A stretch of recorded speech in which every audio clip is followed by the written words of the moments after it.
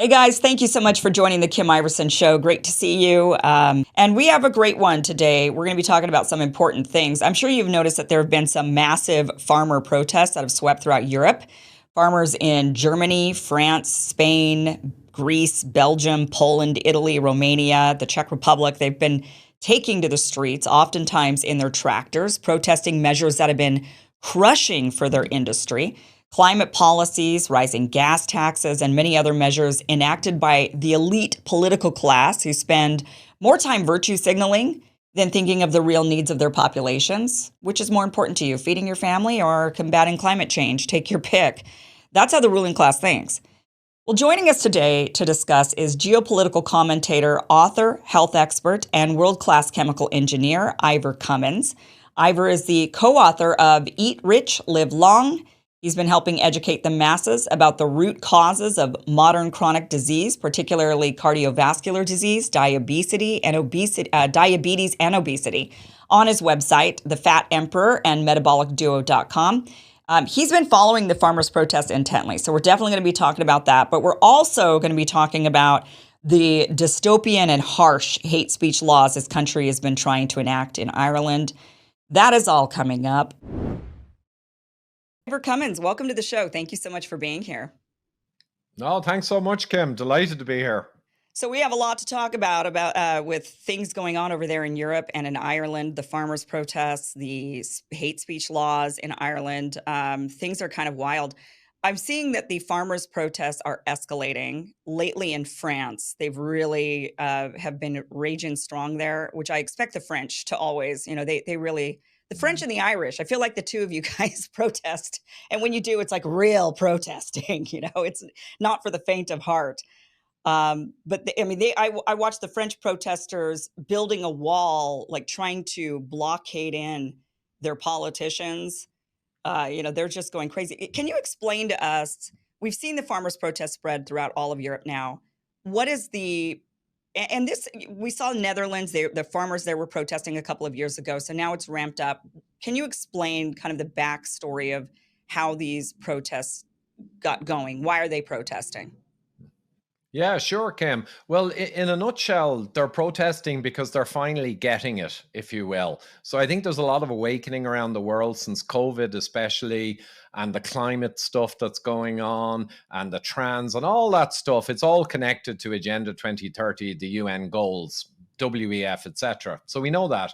But the farmers are beginning to realize, like a lot of people, okay, this is an orchestrated campaign to kind of almost eliminate us and to replace local farming, healthy foods locally, in local communities, to replace that with a kind of a massive pipeline of ultra processed food from the big corporations. And, you will eat the bugs and all that nonsense. So they actually realize now that it's not just the usual to and fro with governments, where the governments put in extra taxes and diesel taxes, etc., and they fight back a little, and then they get a bit of a kind of the backing off by the government. I think they know now, because they're not accepting any of these little ploys to give them a break for 12 months. The farmers actually realize this is an end game of sorts, and that now is the time to dig in and stand, or there won't be anything to stand for. So yeah, Netherlands nitrogen was the excuse used. Yeah. They used the nitrogen, climate, ecosystem stuff. If you look at the actual data for the Netherlands, they leveled off on their nitrogen in organic kind of rivers, etc., back in, I think, 2015, and it's slowly fallen and everything is kind of under control. But the government, of course, is using the nitrogen as an excuse to implement agendas and goals. Climate is always just an excuse, if people keep that in mind. And in France, they've used other levies and taxes. And in Ireland, they're trying to suggest, leaked memos from the department suggested they'd like to cull 200,000 cows. And now it wasn't an announcement or a stipulation. The fact checkers blowed on about that it was not actually an announcement, but it's irrelevant. It was all written down in department documents. That's what they want. So all of this climate nonsense is basically to disenfranchise farmers and all of us, but particularly farmers. The goal is quite simple. It's to steadily remove and erode local subsistence, local supply of food, and replace it with globalized international supplies of food. And in the same way, they don't want really a lot of local power generation from local resources. They've been eliminating all those in Ireland. They want the power to be kind of a weapon that you're dependent on the power grid. Electric cars are the same. The actual equation for the benefits of electric cars, if you take in the environmental impact of all the batteries and all the minerals, is absurd, right? Yeah. This has been said by senior members of even governments in various places. So the idea is to get people dependent on electrical supply, whereas locally provided or stored diesel gives people independence. So everything Right. is moving towards remorselessly crushing countries' sovereignty and their nationalist ideals and their local self sufficiency, and move towards the classic 15-minute city. You'll own nothing and be happy, and we'll provide your food and your power until you say something negative against the government. Right. And then we'll have to look again. Yeah, I mean, they have to figure out ways to control the people, and the ways to Yeah. control is certainly our livelihoods, certainly our ability to survive, right? And that's our money, debanking people, to cutting off food supply, cutting off power, cutting off communication. And so gaining control over these things, would be the way to do it. But the thing that is really interesting about Europe in particular, and the current farming issue and the current issue around food, is a couple of things. First of all, I've lived in Europe a couple of times, in France and in Italy, and the food there is very different than here in the United States. Here in the US, I think we get a lot of big corporate farming. We get all the GMOs in the food, we get all the modified stuff, and our food lasts a really long time. I could go to the grocery store here in the United States once every 2 weeks, and the food just doesn't ever spoil. In Europe, when I was there, I had to go grocery shopping practically every day. The food spoils very quickly because it's not processed with, and not enhanced with all of these various things that they do to our food here in the United States. It's probably also why Americans are bigger and fatter. I think the hormones and the stuff that they stick in our food versus Europeans. And I say that because my family's from Vietnam. My cousins that were born here in the United States and raised here with both Vietnamese parents. I'm half white, but like, my cousins are big, and I look at them and I'm like, there's no way genetically they're supposed to be this tall and big when they have these two tiny little Vietnamese parents, right? So I think the food is hormone laden and all kinds of stuff here in the United States. I didn't really get that sense over in Europe. So it's interesting. First of all, I mean, I'm just curious: are the people in throughout Europe, in the UK, and Ireland, are people concerned that moving in this direction? It's not so, just taking the farmers and their issues out of it just for a second, and their issues with not make, they're barely holding on financially, and then these new policies are crushing them and all this. So taking that aside, are the people concerned that going to these big farming practices, corporate farming, global farming, that is going to create food like the United States and start feeding it to you? I mean, if I were European or anywhere on that continent, I would be like, no way. I do not want America. I mean, it tastes like, when I came back, every time I'd come back after living periods of time in Europe and I'd come back to the United States, the food tastes like plastic here. Yeah. I mean, it just isn't good. So are people concerned about that, just from a basic person to person level? Yeah, I think the problem, Kim, is that the majority, sadly, and we saw it through COVID, they don't really think much. So critical thinking and analytics and analytical thinking in the last 40, 50 years, especially since the end of World War II, a few generations have passed and people have become kind of dumb. Now, of course, it takes 20,000 years in an evolutionary cycle to really change a species at all. So it's not like any of this obesity or this lack of critical thinking is in any way genetic. It's absolutely not. It's societal and cultural. So people really don't think clearly. I'm in a low carb community, keto, carnivore, if you will, Hmm. hundreds of thousands of people worldwide. And we are highly focused on what you just said. But most normal people just assume the food will continue to be supplied. The supermarkets will still have food. They don't seem to connect the war on the farmers with actually a lower amount of high quality food, amazing though Right. that is. And essentially, I say with food, the simplest possible thing I can say after 10 years and thousands of published papers analyzed, and the book we released in 2017, the simplest thing you can say is if you just eat meat, fish, and eggs and kind of above ground vegetables that are not starchy, like potatoes and all that kind of thing are very starchy, full of sugar.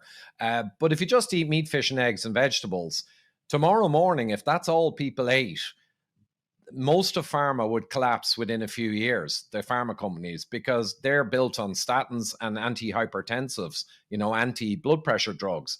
That would just fall off the map if people could only eat meat, fish, and eggs. And Hmm. then you can say, well, what's the real problem? The real problem is what you mentioned. It's ultra processed foods. They're long shelf life. They're internationalized. They've got amazing supply chains that make big food business make a ton of money, and they're junk. And British Medical Journal a few years ago looked and were shocked to see that under the category of ultra processed foods, which we know cause the modern chronic disease, diabetes type 2, obesity, Alzheimer's, which is now called diabetes type 3, right? Because Mm. it's diabetes off the neurological circuits. Wow. The BMJ found that over 60% of all calories consumed in the UK are from ultra processed foods. Mm. And Ireland's not much better, and America's worse. And they contain what I call the devil's triad. So we keep it really simple for people. What is the root of the modern chronic disease epidemics? It's sugar, refined carbs, refined grains, and vegetable oils, the heart healthy Mm. vegetable oils, which are the opposite. Those three components I call the devil's triad. They make up most of the calories in ultra processed food. And that's what makes the food bad, is the devil's triad. If you eliminate that triad, and you have to, of course, eliminate most of what's in the supermarket because it's all ultra processed, you're left with meat, fish, and eggs and vegetables and what we ate, say, 5 to 10,000 years ago. Hmm. And that's how simple it is. Now, I know we mentioned psychologically there's an addictive nature to this food. So it's not as simple as just flicking a switch, because the temptation to eat the ultra processed stuff is enormous. And I know we wrote a chapter on that in our book, just the Hmm. psychology. It's tricky. Well, it's very addicting. Carbs are very addicting. Sugars are very addicting. Oils are very addicting, right? All of it is delicious and addicting. That's kind of the point of it. It's about control, and they'd rather have control than anything else. So even if it's at the detriment of like, oh no, well, there's a pandemic now, everything's, the supply chain is shut down. We'll have to make do. I mean, they just would rather have control Well, than. absolutely. But just what you said there, Kim, actually, it just occurred to me. All the better if the people are suffering and there's a lack of food or there's a bit of crisis, because crisis is perfect because you just step in and say, well, this just shows you need our environmental plan, you need our whatever. Right. So COVID showed it, and everything else shows that it's problem, reaction, solution. So if you allow a financial crisis to develop, well, then you can step in and say, look, we're going to give everyone 10,000 CBDC credits and we're going to fix the problem for you. So they actually want crises, shortages, and anxiety in the population, because that's how, for all of human history, way back to the Roman Empire, Shaka Zulu in Africa, it was always the same thing. You've got the guys at the top, they've got a plan, and they make sure that there's fear and anxiety, that Yeah. then they can come in and help fix it. Well, it's It's the oldest trick enslavement, in the right? book. Right, it's a form of enslavement of saying, "Well, Yeah. you're at my behest, like, you must if you wanna survive." Um, do you think that a lot of I see a lot of people on social media and commentators talking about how this is like a communist agenda or some sort of like a Marxist agenda. Do you think it's a Marxist agenda, or do you think that this is a? Because I view it and I don't really see it as like some big Marxist agenda. I just view it as the power hungry have realized how to gain power, right? We don't live in fiefdoms anymore with kings that are over the peasants. They have a new, so they have to figure out, okay, well then how do we control people? How do we keep them under our control? And especially with the growing population, and that this is just really, they figured out, well, that was just the best method, an effective method of keeping people under their thumb. Yeah, it's basically just an ideological story. So these things like Marxism and fascism, they're just stories that you sell to the masses.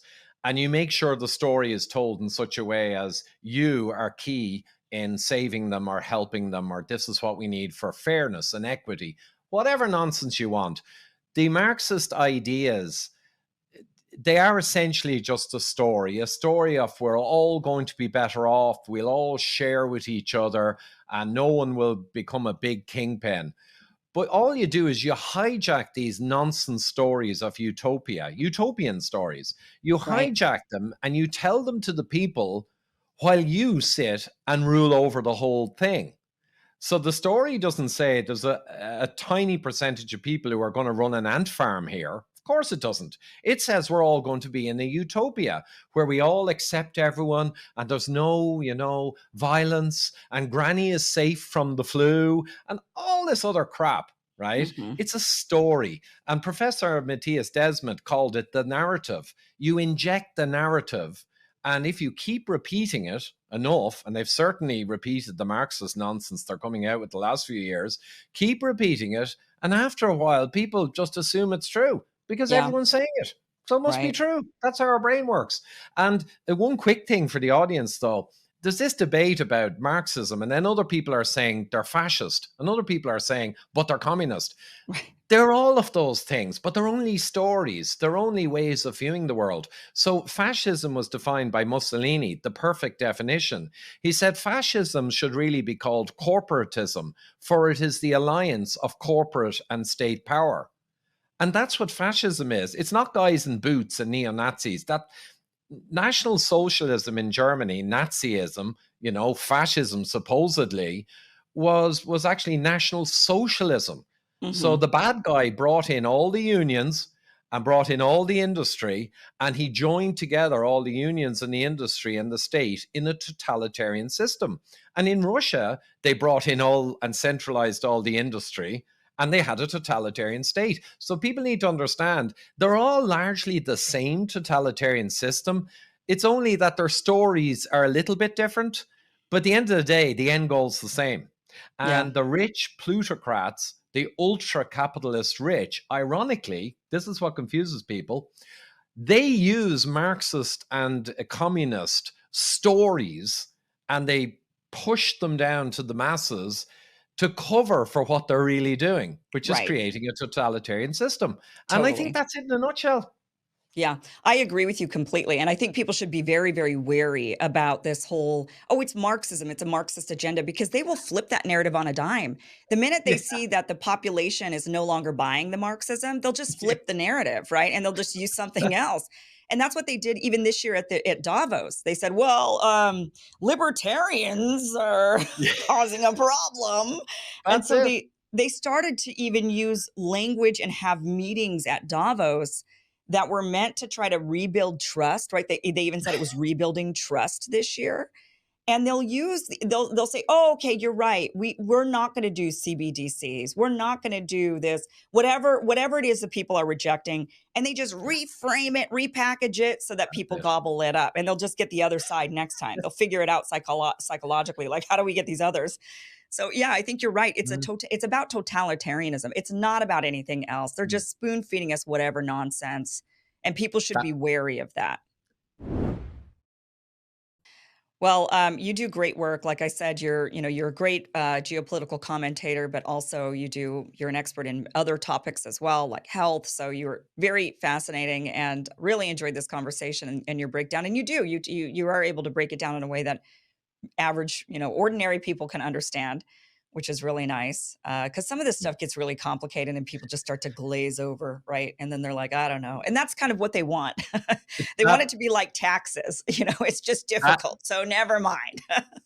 exactly. Yeah. That complexity is a very useful tool, and that's been the same throughout history as well. Increase the complexity, apparent complexity, and then most people lose you, and then you can feed them BS. But Yeah, hey, it's a totally. privilege for me to have been on, Kim. I saw your tweet there a couple of weeks ago, and I thought, wow, that would be fantastic to be on. So delighted you came back to me. Privilege. Thank you. Well, thank you so much for being on. Really appreciate it.